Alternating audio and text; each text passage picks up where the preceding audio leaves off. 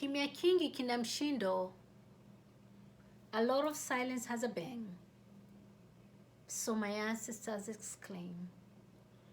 This is a Kiswahili proverb that speaks to the loudness of silence, the enormity of its essence, if you may. We often will say to someone we observe to be quiet, especially during a charged conversation. It is this idea that within their silence is the loudest of expression. And this is because in silence, we get to hear ourselves the loudest. In silence, we get to remember our elders and ancestors' tales. In silence, we get to hear the earth's rhythm to earth ourselves. Silence is indeed divine, and it can ground even the mightiest. Today's topic is on the power of silence in grounding oneself. Let's get started. Do you struggle with feeling rushed at every moment? Does this feeling rushed grow to great heights that it has become anxiety? And sometimes it even triggers symptoms synonymous with depression? For those who safely can, do you sometimes look back at your childhood moments of silence and miss them days when things were nice and unhurried? And do you wish to learn how to recreate those divine moments so you may at last become again? If you have answered yes to any of the above questions, then this message is for you. And if you've answered no, that is okay. Kindly share, for I am almost certain someone you know may.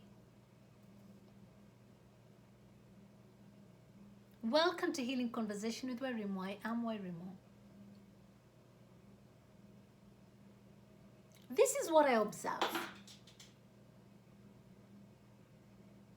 What is good for us often doesn't taste the same.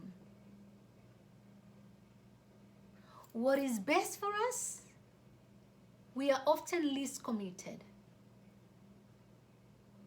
This reality can easily have one beat themselves down to a pulp, self-sabotaging even the battles they have long fought and at last won. I think greatly this has to do with the speed at which we human beings live today. It's like we have all gotten addicted to the drug called haste. What are we busy running from? What are we busy running for? And where are we busy running towards? Not even our anxious minds can tell. Often, it is with nothing to show off for and a lot of bruises to attest. Body, mind, and spirit as well. Have you ever wondered why a child screams and squirms first when they arrive into this dimension? And when they dare not, we trigger them as though to awaken them into this human experience that awaits them. I think a newborn often feels overwhelmed with the noise from her life's hustle and bustles of this new place, let alone the blaring light they suddenly got to face. What if we were intentional to recreate those divine moments of silence we had in our mother's wombs? Would we suffer or prevail in this existence that is as loud and crazy as hell? What if? I am not preaching to the masses, I dare say, for I is the masses as well. What I mean to say is that this is a pill I'm prescribing, even for myself. For if it is good for the goose, it surely got to be good for the gander to take.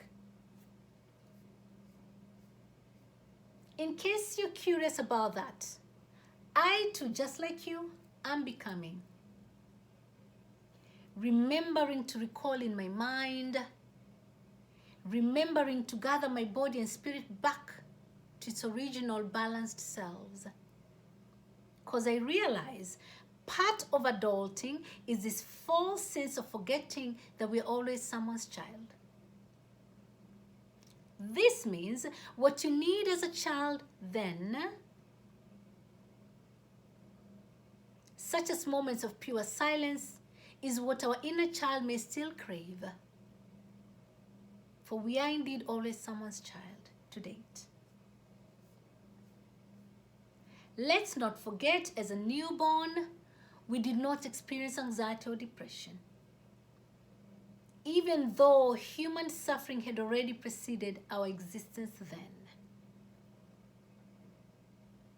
And all we had then was an innate ability to cry and coo whenever we needed to be attended to or just loved up in an embrace.